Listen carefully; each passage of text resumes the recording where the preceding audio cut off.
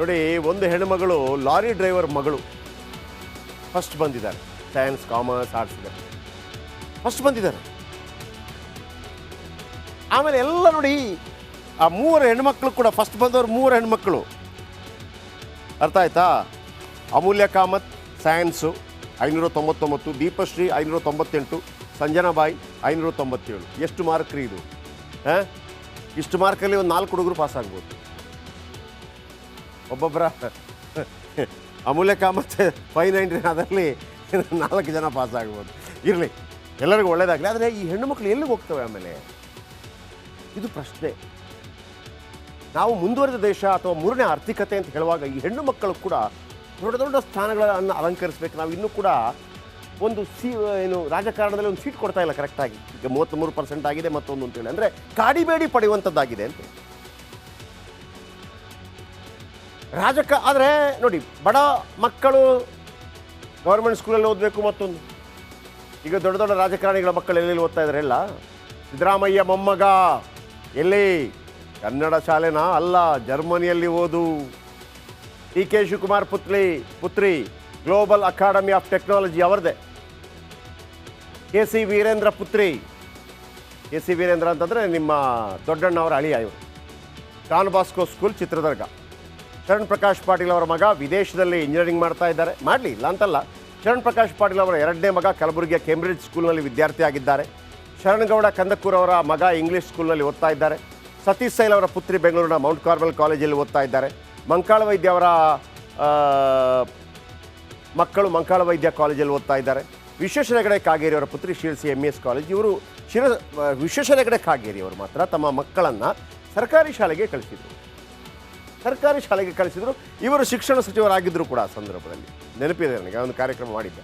ವಿನಯ್ ಕುಲಕರ್ಣಿ ಪುತ್ರ ಬೆಂಗಳೂರಿನಲ್ಲಿ ಲಾ ಓದ್ತಾ ಇದ್ದಾರೆ. ಸಂತೋಷ್ ಲಾಡ್ ಪುತ್ರ ಕರಣ್ ಫ್ರಾನ್ಸ್ನಲ್ಲಿ ಉನ್ನತ ವ್ಯಾಸಂಗ ಮಾಡ್ತಾ ಇದ್ದಾರೆ. CT ರವಿ ಅವರ ಮೊದಲ ಪುತ್ರ ವಿದೇಶದಲ್ಲಿ ಓದು ಮುಗಿಸಿದ್ದಾರೆ. CT ರವಿ ಅವರ 2ನೇ ಪುತ್ರ ಈಶಾ ಫೌಂಡೇಶನ್ ಕೊಯಮತ್ತೂರಲ್ಲಿ ಕೆಲಸ ಮಾಡ್ತಾ ಇದ್ದಾರೆ. ಭೈರತಿ ಸುರೇಶ್ ಮಗ ಲಂಡನ್ನಲ್ಲಿ MSc ಆಗಿದ್ದಾರೆ. ನಾನು ಯಾಕೆ ಹೇಳಿದೆ ಅಂತಂದರೆ, ಡಾಕ್ಟರ್ ಬಾಬಾ ಸಾಹೇಬ್ ಅಂಬೇಡ್ಕರ್ ಹೇಳಿದಂಥ ಒಂದು ಮಾತು ಏನಪ್ಪ ಅಂತಂದರೆ, ನೀನು ಜಾತಿಯಲ್ಲಿ ಮತ್ತೊಂದು ನಾವು ಮಾಡ್ಕೊಂಡ್ಬಿಟ್ಟಿದ್ದೀವಲ್ವಾ. ಈಗ ನಾವು ಕೇವಲ ಭಾರತವನ್ನು ಅಂತ ಹೇಳೋಕ್ಕಾಗಲ್ಲ. ಭಾರತದಲ್ಲಿ ಮಾತ್ರ, ಅಮೆರಿಕದಲ್ಲೂ ಇತ್ತು. ಅಮೆರಿಕದಲ್ಲೂ ಕಪ್ಪು ಬಿಳುಪು ಈಗಲೂ ಇತ್ತು. ಮೊನ್ನೆ ತನಕ ಇತ್ತು. ಅಬ್ರಹಾಂ ಲಿಂಕನ್ ಬರೋ ತನಕ ಬಹಳ ದೊಡ್ಡ ಮಟ್ಟದಲ್ಲಿ ಅಬ್ರಹಾಂ ಲಿಂಕನ್ ಅವರನ್ನು ಕೂಡ ಭಾಳ ಹೇಸಿಗೆಯಲ್ಲಿ ನೋಡಲಾಗ್ತಾ ಇತ್ತು. ಈಗೆಲ್ಲ ಅದನ್ನು ಮೀರಿ ಬಂದಿದ್ದಾರೆ. ಆಮೇಲೆ ದಕ್ಷಿಣ ಆಫ್ರಿಕಾದಲ್ಲಿ ಏನಾಗಿತ್ತು, ಮಹಾತ್ಮ ಗಾಂಧಿ ಎಲ್ಲ ನಾವು ನೋಡಿದ್ದೀವಿ. ಎಲ್ಲ ದೇಶಗಳಲ್ಲಿ ಇತ್ತು, ಕೇವಲ ಭಾರತದಲ್ಲಿ ಇತ್ತು ಅಂತಲ್ಲ. ಆದರೆ ನಮ್ಮಲ್ಲಿ ಒಬ್ಬರು ಬಾಬಾ ಸಾಹೇಬ್ ಅಂಬೇಡ್ಕರ್ ಅಂತವರು ಹುಟ್ಟಿ ಬಂದರು. ಅವರೊಂದು ದೊಡ್ಡ ಫಾರ್ಮುಲಾ ಕೊಟ್ಟರು ನಮಗೆ. ಏನಪ್ಪ ಫಾರ್ಮುಲಾ ಅಂತಂದರೆ, ನೀನು ಜಾತಿನೋ, ನಿನ್ನನ್ನು ಕಡೆಗಣಿಸ್ತಾರೋ, ನಿನ್ನ ಹತ್ರ ತಾಕತ್ತಿಲ್ವೋ, ನಿನ್ನ ಹತ್ರ ಶಕ್ತಿ ಇಲ್ವೋ, ಮತ್ತೊಂದಿಲ್ವೋ, ಮಗದಿಂದ ಇಲ್ವೋ, ನಿನಗೆ ಬಿಸ್ನೆಸ್ ಮಾಡೋಕ್ಕೆ ಅಪ್ಪ ಅಮ್ಮ ಅಂತರು ಅಥವಾ ಬೇರೆ ಏನು, ಶಿಕ್ಷಣ ಇದೆ ಮಗ. ಹುಲಿಯ ಹಾಲು ಅದನ್ನು ನೀನು ಕುಡಿದ್ರೆ ಹುಲಿ ಥರ ಆಗ್ಬಿಡ್ತೀಯ ಅಂತೇಳಿ ನಾನು ಸುಂದರ ಪಿಚಾಯ್ ಅವರ ಕತೆ ನಿಮ್ಗೆ ಹೇಳ್ತಾ ಇದ್ದೆ. ಹಾಗಂತ ಶಿಕ್ಷಣದಲ್ಲೇ ಆಗಬೇಕು ಅಂತೇನಿಲ್ಲ. ಈಗಿನ ಕಾಲಘಟ್ಟದಲ್ಲಿ ತುಂಬ ಬದಲಾವಣೆ ಆಗಿದೆ. ಆದರೆ ಶಿಕ್ಷಣದಲ್ಲಿ ಅಧ್ಯಾತ್ಮದ ಆಗ್ತೀರಾ ಆಗಿ, ಇಲ್ಲ ಅಂತಲ್ಲ. ಸುಂದರ ಪಿಚಾಯ್ ಥರ ಆಗಿ. ನಾನು ಸುಂದರ ಪಿಚಾಯ್ ಅವರನ್ನು ಹೇಳಿದೆ. ಅವರು ಏನೋ ಮೆಡ್ರಾಸ್ನವರು, ಚೆನ್ನೈನವರು. ಅವರ ತಂದೆ ಯಾವುದೋ ಒಂದು ಎಕ್ಸಾಮ್ಗೆ ಹೋಗಬೇಕು ಅಂತಂದರೆ ಫ್ಲೈಟಲ್ಲಿ ಹೋಗಬೇಕಾಗಿತ್ತಂತೆ. ಆ ಸುಂದರ ಪಿಚಾಯ್ ಅವರ ತಂದೆ 2 ತಿಂಗಳ ಸಂಬಳ ಬೇಕಾಗಿತ್ತಂತೆ ಫ್ಲೈಟ್ ಟಿಕೆಟ್ಗೆ. ಇವತ್ತು ಗೂಗಲ್ CEO. ಇವತ್ತು ಸುಂದರ ಪಿಚಾಯ್ ಅವರ 1 ತಿಂಗಳ ಸಂಬಳದಲ್ಲಿ ಒಂದು ಪ್ರೈವೇಟ್ ಜೆಟ್ ಖರೀದಿ ಮಾಡ್ಬೋದು. 200-300 ಕೋಟಿ ಸಂಬಳ ಇದೆ ತಿಂಗಳಿಗೆ ಅವರಿಗೆ.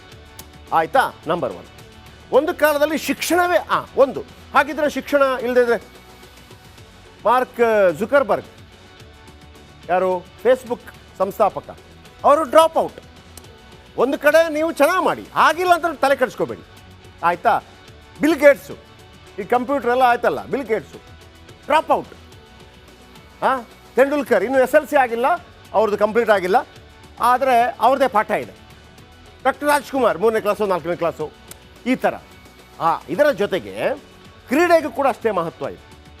ಈಗ ಒಂದು ಕಾಲದಲ್ಲಿ 100 ಮಕ್ಕಳಿಗೆ ಅಥವಾ 1000 ಡಿಗ್ರಿ ಆದವರಿಗೆ 1000 ಕೆಲಸವನ್ನು ಗೌರ್ಮೆಂಟ್ ಹುಡುಕಬೇಕಾಗಿತ್ತು. ಈಗ ಅಗತ್ಯ ಇಲ್ಲ, 500 ಹುಡುಕಿದ್ರೆ ಸಾಕು. ಉಳಿದ 500 ಕ್ರೀಡೆ ಮುಖಾಂತರ ದೊಡ್ಡ ಜನ ಆಗ್ತಾ ಇದ್ದಾರೆ. ಅವರು ಬೇರೆ ಬೇರೆ ಸಾಧನೆಗಳನ್ನು ಮಾಡ್ತಾ ಇದ್ದಾರೆ. ಸಿಂಗಿಂಗ್ ಮೂಲಕ ದೊಡ್ಡ ವ್ಯಕ್ತಿಗಳಾಗ್ತಾ ಇದ್ದಾರೆ. ಈಗ ದುಡ್ಡಿನ ಒಳ ಹರಿವಿದೆ. ಆಮೇಲೆ ಸ್ಟಾರ್ಟಪ್ಗಳನ್ನು ಮಾಡ್ತಾ ಇದ್ದಾರೆ. ಅವರವರೇ ಯಾವುದಾದ್ರೂ ಒಂದು ಸ್ಟಾರ್ಟಪ್ ಮಾಡ್ತಾ ಇರ್ತಾರೆ. ಒಬ್ಬ ಕೂತು ಆಲೋಚನೆ ಮಾಡ್ದ, ಅವನು ಸ್ವಲ್ಪ ಏನು ಈ ಟೆಕ್ನಿಕಲಿ ಗಿಬೈಲೆಲ್ಲ ಭಾಳ ಫಾಸ್ಟು, ಆ್ಯಪ್ ಗೀಪ್ ಮಾಡೋದ್ರಲ್ಲಿ ಫಾಸ್ಟು. ಕೂತ ಆಲೋಚನೆ ಮಾಡ್ದ. ಏನು ಆಲೋಚನೆ ಮಾಡ್ದ? ಕಾರ್ ಹೋಗ್ತಾ ಇದೆ, ರಿಕ್ಷಾ ಹೋಗ್ತಾ ಇದೆ, ಇವನ ಹತ್ರ ಒಂದು ನಯ ಪೈಸೆ ರಿಕ್ಷಾ ಇಲ್ಲ, ಕಾರಿಲ್ಲ. ಕಾರ್ಗೆ ನಿನಗೆ ಒಂದು ಕೆಲಸ ಮಾಡು, ನಿನಗೆ ನಾನು ಬಾಡಿಗೆ ಕೊಡ್ತೀನಿ, ಬಾಡಿಗೆ ಮಾಡಿಕೊಡ್ತೀನಿ, ನನಗೆ ಕಮಿಷನ್ ಕೊಡು ಅಂತ ಮಾಡ್ದ. ಓಲಾ ಉಬರ್ ಬಂದಿದ್ದೆ ಹಾಗೆ. ಅವನು ಗೊತ್ತಿಲ್ಲದ ಅವನ ಆ್ಯಪ್ ಮುಖಾಂತರ ಸಾವಿರಾರು ಕಾರಿಗೆ ಅವನು ಮಾಲೀಕ ಆದ ಅಂತ. ಐಡಿಯಾಗಳು, ಕ್ರಿಯೇಟಿವಿಟಿಗೆ ಮಹತ್ವ. ಹಾಗಾಗಿ ನೀವು ಫೈಲ್ ಆಗಿದ್ದೀರಿ, ಮತ್ತೊಂದು 2ನೇ ಅವಕಾಶ ಇದೆ, ಆಮೇಲೆ 3ನೇ ಅವಕಾಶದ್ದೇನೋ ಸ್ವಲ್ಪ ಕಿರಿಕಿರಿ ಆಗಿದೆ, ಅದು ಅದರ ಬಗ್ಗೆ ಕ್ಲಾರಿಟಿ ಸಿಗ್ಬೋದು, ಅಲ್ಲಿ ನೋಡೋಣ. ಸೊ ವರಿ ಮಾಡ್ಕೋಬೇಡಿ, ಪಾಸಾಗಿದ್ದೀರಾ, ಚೆನ್ನಾಗಿ ಓದೋದಕ್ಕೆ ತುಂಬ ಓದಿನಲ್ಲಿ ತುಂಬ ಮುಂದಿದ್ದೀರಾ, ವಿಪುಲವಾದಂಥ ಅವಕಾಶ ಇದೆ.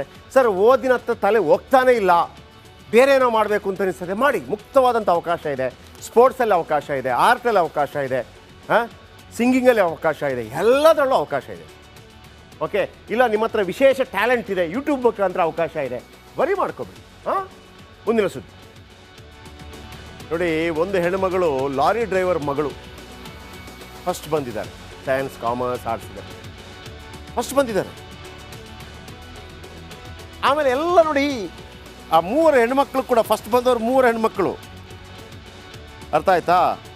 ಅಮೂಲ್ಯ ಕಾಮತ್ ಸೈನ್ಸು 599, ದೀಪಶ್ರೀ 598, ಸಂಜನಾಬಾಯಿ 597. ಎಷ್ಟು ಮಾರ್ಕ್ ರೀ ಇದು? ಇಷ್ಟು ಮಾರ್ಕಲ್ಲಿ ಒಂದು 4 ಹುಡುಗರು ಪಾಸ್ ಆಗ್ಬೋದು. ಒಬ್ಬೊಬ್ಬರ ಅಮೂಲ್ಯ ಕಾಮತ್ 590, ಅದರಲ್ಲಿ 4 ಜನ ಪಾಸ್ ಆಗ್ಬೋದು. ಇರಲಿ, ಎಲ್ಲರಿಗೂ ಒಳ್ಳೇದಾಗಲಿ. ಆದರೆ ಈ ಹೆಣ್ಣು ಮಕ್ಕಳು ಎಲ್ಲಿಗೆ ಹೋಗ್ತವೆ ಆಮೇಲೆ? ಇದು ಪ್ರಶ್ನೆ. ನಾವು ಮುಂದುವರೆದ ದೇಶ ಅಥವಾ 3ನೇ ಆರ್ಥಿಕತೆ ಅಂತ ಹೇಳುವಾಗ ಈ ಹೆಣ್ಣು ಮಕ್ಕಳು ಕೂಡ ದೊಡ್ಡ ದೊಡ್ಡ ಸ್ಥಾನಗಳನ್ನು ಅಲಂಕರಿಸಬೇಕು. ನಾವು ಇನ್ನೂ ಕೂಡ ಒಂದು ರಾಜಕಾರಣದಲ್ಲಿ ಒಂದು ಸೀಟ್ ಕೊಡ್ತಾ ಇಲ್ಲ ಕರೆಕ್ಟಾಗಿ. ಈಗ 33% ಆಗಿದೆ ಮತ್ತೊಂದು ಅಂತೇಳಿ, ಅಂದರೆ ಕಾಡಿಬೇಡಿ ಪಡೆಯುವಂಥದ್ದಾಗಿದೆ ಅಂತ ಆದರೆ ನೋಡಿ, ಬಡ ಮಕ್ಕಳು ಗೌರ್ಮೆಂಟ್ ಸ್ಕೂಲಲ್ಲಿ ಓದಬೇಕು. ಮತ್ತೊಂದು ಈಗ ದೊಡ್ಡ ದೊಡ್ಡ ರಾಜಕಾರಣಿಗಳ ಮಕ್ಕಳು ಎಲ್ಲೆಲ್ಲಿ ಓದ್ತಾ ಇದ್ದಾರೆ? ಎಲ್ಲ ಸಿದ್ದರಾಮಯ್ಯ ಮೊಮ್ಮಗ ಎಲ್ಲಿ? ಕನ್ನಡ ಶಾಲೆನಾ? ಅಲ್ಲ, ಜರ್ಮನಿಯಲ್ಲಿ ಓದು. DK ಶಿವಕುಮಾರ್ ಪುತ್ರಿ ಗ್ಲೋಬಲ್ ಅಕಾಡೆಮಿ ಆಫ್ ಟೆಕ್ನಾಲಜಿ ಅವರದೇ. KC ವೀರೇಂದ್ರ ಪುತ್ರಿ. KC ವೀರೇಂದ್ರ ಅಂತಂದರೆ ನಿಮ್ಮ ದೊಡ್ಡಣ್ಣವರ ಅಳಿಯ ಇವರು. Don Bosco school Chitradurga. Sharan Prakash Patil ಅವರ ಮಗ ವಿದೇಶದಲ್ಲಿ ಇಂಜಿನಿಯರಿಂಗ್ ಮಾಡ್ತಾ ಇದ್ದಾರೆ. ಮಾಡಲಿ, ಇಲ್ಲ ಅಂತಲ್ಲ. ಶರಣ್ ಪ್ರಕಾಶ್ ಪಾಟೀಲ್ ಅವರ 2ನೇ ಮಗ ಕಲಬುರಗಿಯ ಕೇಂಬ್ರಿಡ್ಜ್ ಸ್ಕೂಲ್ನಲ್ಲಿ ವಿದ್ಯಾರ್ಥಿ ಆಗಿದ್ದಾರೆ. ಶರಣಗೌಡ ಕಂದಕೂರ್ ಅವರ ಮಗ ಇಂಗ್ಲೀಷ್ ಸ್ಕೂಲ್ನಲ್ಲಿ ಓದ್ತಾ ಇದ್ದಾರೆ. ಸತೀಶ್ ಸೈಲ್ ಅವರ ಪುತ್ರಿ ಬೆಂಗಳೂರಿನ ಮೌಂಟ್ ಕಾರ್ಮೆಲ್ ಕಾಲೇಜಲ್ಲಿ ಓದ್ತಾ ಇದ್ದಾರೆ. ಮಂಕಾಳ ವೈದ್ಯ ಅವರ ಮಕ್ಕಳು ಮಂಕಾಳ ವೈದ್ಯ ಕಾಲೇಜಲ್ಲಿ ಓದ್ತಾ ಇದ್ದಾರೆ. ವಿಶ್ವೇಶ್ವರ ಹೆಗಡೆ ಕಾಗೇರಿ ಅವರ ಪುತ್ರಿ ಶಿರಸಿ MES ಕಾಲೇಜ್. ಇವರು ವಿಶ್ವೇಶ್ವರ ಹೆಗಡೆ ಕಾಗೇರಿ ಅವರು ಮಾತ್ರ ತಮ್ಮ ಮಕ್ಕಳನ್ನು ಸರ್ಕಾರಿ ಶಾಲೆಗೆ ಕಳಿಸಿದರು. ಇವರು ಶಿಕ್ಷಣ ಸಚಿವರಾಗಿದ್ದರು ಕೂಡ ಆ ಸಂದರ್ಭದಲ್ಲಿ. ನೆನಪಿದೆ ನನಗೆ, ಒಂದು ಕಾರ್ಯಕ್ರಮ ಮಾಡಿದ್ದೆ. ವಿನಯ್ ಕುಲಕರ್ಣಿ ಪುತ್ರ ಬೆಂಗಳೂರಿನಲ್ಲಿ ಲಾ ಓದ್ತಾ ಇದ್ದಾರೆ. ಸಂತೋಷ್ ಲಾಡ್ ಪುತ್ರ ಕರಣ್ ಫ್ರಾನ್ಸ್ನಲ್ಲಿ ಉನ್ನತ ವ್ಯಾಸಂಗ ಮಾಡ್ತಾ ಇದ್ದಾರೆ. CT ರವಿ ಅವರ ಮೊದಲ ಪುತ್ರ ವಿದೇಶದಲ್ಲಿ ಓದು ಮುಗಿಸಿದ್ದಾರೆ. CT ರವಿ ಅವರ 2ನೇ ಪುತ್ರ ಈಶಾ ಫೌಂಡೇಶನ್ ಕೊಯಮತ್ತೂರಲ್ಲಿ ಕೆಲಸ ಮಾಡ್ತಾ ಇದ್ದಾರೆ. ಭೈರತಿ ಸುರೇಶ್ ಮಗ ಲಂಡನ್ನಲ್ಲಿ MSc ಆಗಿದ್ದಾರೆ. ನಾನು ಯಾಕೆ ಹೇಳಿದೆ ಅಂತಂದರೆ, ಡಾಕ್ಟರ್ ಬಾಬಾ ಸಾಹೇಬ್ ಅಂಬೇಡ್ಕರ್ ಹೇಳಿದಂಥ ಒಂದು ಮಾತು ಏನಪ್ಪ ಅಂತಂದರೆ, ನೀನು ಜಾತಿಯಲ್ಲಿ ಮತ್ತೊಂದು ನಾವು ಮಾಡ್ಕೊಂಡ್ಬಿಟ್ಟಿದ್ದೀವಲ್ವಾ. ಈಗ ನಾವು ಕೇವಲ ಭಾರತವನ್ನು ಅಂತ ಹೇಳೋಕ್ಕಾಗಲ್ಲ. ಭಾರತದಲ್ಲಿ ಮಾತ್ರ, ಅಮೆರಿಕದಲ್ಲೂ ಇತ್ತು, ಅಮೆರಿಕದಲ್ಲೂ ಕಪ್ಪು ಬಿಳುಪು ಈಗಲೂ ಇತ್ತು, ಮೊನ್ನೆ ತನಕ ಇತ್ತು. ಅಬ್ರಹಾಂ ಲಿಂಕನ್ ಬರೋ ತನಕ ಬಹಳ ದೊಡ್ಡ ಮಟ್ಟದಲ್ಲಿ ಅಬ್ರಹಾಂ ಲಿಂಕನ್ ಅವರನ್ನು ಕೂಡ ಭಾಳ ಹೆಚ್ಚಿಗೆಯಲ್ಲಿ ನೋಡಲಾಗ್ತಾ ಇತ್ತು. ಈಗೆಲ್ಲ ಅದನ್ನು ಮೀರಿ ಬಂದಿದ್ದಾರೆ. ಆಮೇಲೆ ದಕ್ಷಿಣ ಆಫ್ರಿಕಾದಲ್ಲಿ ಏನಾಗಿತ್ತು, ಮಹಾತ್ಮ ಎಲ್ಲ ನಾವು ನೋಡಿದ್ದೀವಿ. ಎಲ್ಲ ದೇಶಗಳಲ್ಲಿ ಇತ್ತು, ಕೇವಲ ಭಾರತದಲ್ಲಿ ಇತ್ತು ಅಂತಲ್ಲ. ಆದರೆ ನಮ್ಮಲ್ಲಿ ಒಬ್ಬರು ಬಾಬಾ ಸಾಹೇಬ್ ಅಂಬೇಡ್ಕರ್ ಅಂತವರು ಹುಟ್ಟಿ ಬಂದರು. ಅವರೊಂದು ದೊಡ್ಡ ಫಾರ್ಮುಲಾ ಕೊಟ್ಟರು ನಮಗೆ.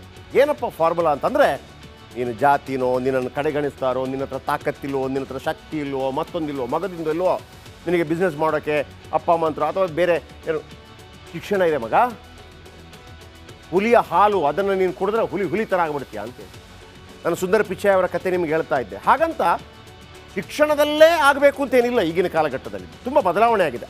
ಆದರೆ ಶಿಕ್ಷಣದಲ್ಲಿ ಅಧ್ಯಾತ್ಮದ ಆಗ್ತೀರಾ ಆಗಿ, ಇಲ್ಲ ಅಂತಲ್ಲ. ಸುಂದರ ಪಿಚಾಯ್ ಥರ ಆಗಿ. ನಾನು ಸುಂದರ ಪಿಚಾಯ್ ಅವರನ್ನು ಹೇಳಿದ್ದೆ. ಅವರು ಏನೋ ಮೆಡ್ರಾಸ್ನವರು, ಚೆನ್ನೈನವರು. ಅವರ ತಂದೆ ಯಾವುದೋ ಒಂದು ಎಕ್ಸಾಮ್ಗೆ ಹೋಗಬೇಕು ಅಂತಂದರೆ ಫ್ಲೈಟಲ್ಲಿ ಹೋಗಬೇಕಾಗಿತ್ತಂತೆ. ಆ ಸುಂದರ್ ಪಿಚಾಯ್ ಅವರ ತಂದೆ 2 ತಿಂಗಳ ಸಂಬಳ ಬೇಕಾಗಿತ್ತಂದರೆ ಫ್ಲೈಟ್ ಟಿಕೆಟ್ಗೆ. ಇವತ್ತು ಗೂಗಲ್ CEO ಇವತ್ತು ಸುಂದರ್ ಪಿಚಾಯ್ ಅವರ 1 ತಿಂಗಳ ಸಂಬಳದಲ್ಲಿ ಒಂದು ಪ್ರೈವೇಟ್ ಜೆಟ್ ಖರೀದಿ ಮಾಡ್ಬೋದು. 200-300 ಕೋಟಿ ಸಂಬಳ ಇದೆ ತಿಂಗಳಿಗೆ ಅವರಿಗೆ. ಆಯಿತಾ? ನಂಬರ್ 1. ಒಂದು ಕಾಲದಲ್ಲಿ ಶಿಕ್ಷಣವೇ ಒಂದು. ಹಾಗಿದ್ರೆ ಶಿಕ್ಷಣ ಇಲ್ಲದಿದ್ರೆ ಮಾರ್ಕ್ ಜುಕರ್ಬರ್ಗ್ ಯಾರು ಫೇಸ್ಬುಕ್ ಸಂಸ್ಥಾಪಕ, ಅವರು ಡ್ರಾಪ್ ಔಟ್. ಒಂದು ಕಡೆ ನೀವು ಚೆನ್ನಾಗಿ ಮಾಡಿ, ಆಗಿಲ್ಲ ಅಂತ ತಲೆ ಕೆಡಿಸ್ಕೋಬೇಡಿ, ಆಯಿತಾ? ಬಿಲ್ ಗೇಟ್ಸು, ಈ ಕಂಪ್ಯೂಟರ್ ಎಲ್ಲ ಆಯ್ತಲ್ಲ, bill Gates drop out. Tendulkar ಇನ್ನೂ SLC ಆಗಿಲ್ಲ, ಅವ್ರದ್ದು ಕಂಪ್ಲೀಟ್ ಆಗಿಲ್ಲ, ಆದರೆ ಅವ್ರದ್ದೇ ಪಾಠ ಇದೆ. ಡಾಕ್ಟರ್ ರಾಜ್ಕುಮಾರ್ 3ನೇ ಕ್ಲಾಸು 4ನೇ ಕ್ಲಾಸು, ಈ ಥರ. ಇದರ ಜೊತೆಗೆ ಕ್ರೀಡೆಗೂ ಕೂಡ ಅಷ್ಟೇ ಮಹತ್ವ ಇದೆ.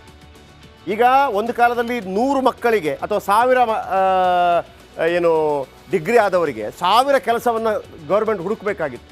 ಈಗ ಅಗತ್ಯ ಇಲ್ಲ, 500 ಹುಡುಕಿದ್ರೆ ಸಾಕು. ಉಳಿದ 500 ಕ್ರೀಡೆ ಮುಖಾಂತರ ದೊಡ್ಡ ಜನ ಆಗ್ತಾ ಇದ್ದಾರೆ. ಅವರು ಬೇರೆ ಬೇರೆ ಸಾಧನೆಗಳನ್ನು ಮಾಡ್ತಾ ಇದ್ದಾರೆ, ಸಿಂಗಿಂಗ್ ಮೂಲಕ ದೊಡ್ಡ ವ್ಯಕ್ತಿಗಳಾಗ್ತಾ ಇದ್ದಾರೆ. ಈಗ ದುಡ್ಡಿನ ಒಳಹರಿವಿದೆ.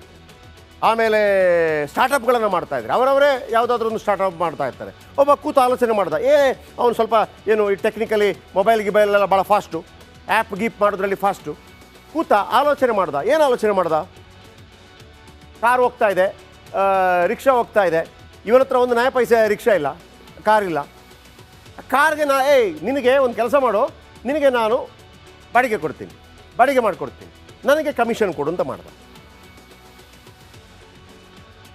ಓಲಾ ಉಬರ್ ಬಂದಿದ್ದೆ ಹಾಗೆ. ಅವನು ಗೊತ್ತಿಲ್ಲದ ಅವನ ಆ್ಯಪ್ ಮುಖಾಂತರ ಸಾವಿರಾರು ಕಾರಿಗೆ ಅವನು ಮಾಲೀಕ ಆದ ಅಂತ. ಐಡಿಯಾಗಳು, ಕ್ರಿಯೇಟಿವಿಟಿಗೆ ಮಹತ್ವ. ಹಾಗಾಗಿ ನೀವು ಫೈಲ್ ಆಗಿದ್ದೀರಿ, ಮತ್ತೊಂದು 2ನೇ ಅವಕಾಶ ಇದೆ, ಆಮೇಲೆ 3ನೇ ಅವಕಾಶದ್ದೇನೋ ಸ್ವಲ್ಪ ಕಿರಿಕಿರಿ ಆಗಿದೆ, ಅದು ಅದರ ಬಗ್ಗೆ ಕ್ಲಾರಿಟಿ ಸಿಗ್ಬೋದು, ಅಲ್ಲಿ ನೋಡೋಣ. ಸೊ ವರಿ ಮಾಡ್ಕೋಬೇಡಿ, ಪಾಸಾಗಿದ್ದೀರಾ, ಚೆನ್ನಾಗಿ ಓದೋದಕ್ಕೆ ತುಂಬ ಓದಿನಲ್ಲಿ ತುಂಬ ಮುಂದಿದ್ದೀರಾ, ವಿಪುಲವಾದಂಥ ಅವಕಾಶ ಇದೆ. ಸರ್ ಓದಿನ ಹತ್ರ ತಲೆ ಹೋಗ್ತಾನೇ ಇಲ್ಲ, ಬೇರೆ ಏನೋ ಮಾಡಬೇಕು ಅಂತ ಅನಿಸ್ತದೆ, ಮಾಡಿ. ಮುಕ್ತವಾದಂಥ ಅವಕಾಶ ಇದೆ, ಸ್ಪೋರ್ಟ್ಸಲ್ಲಿ ಅವಕಾಶ ಇದೆ, ಆರ್ಟಲ್ಲಿ ಅವಕಾಶ ಇದೆ, ಸಿಂಗಿಂಗಲ್ಲಿ ಅವಕಾಶ ಇದೆ, ಎಲ್ಲದರಲ್ಲೂ ಅವಕಾಶ ಇದೆ. ಓಕೆ, ಇಲ್ಲ ನಿಮ್ಮ ಹತ್ರ ವಿಶೇಷ ಟ್ಯಾಲೆಂಟ್ ಇದೆ, ಯೂಟ್ಯೂಬ್ ಮುಖಾಂತರ ಅವಕಾಶ ಇದೆ, ವರಿ ಮಾಡ್ಕೋಬೇಡಿ.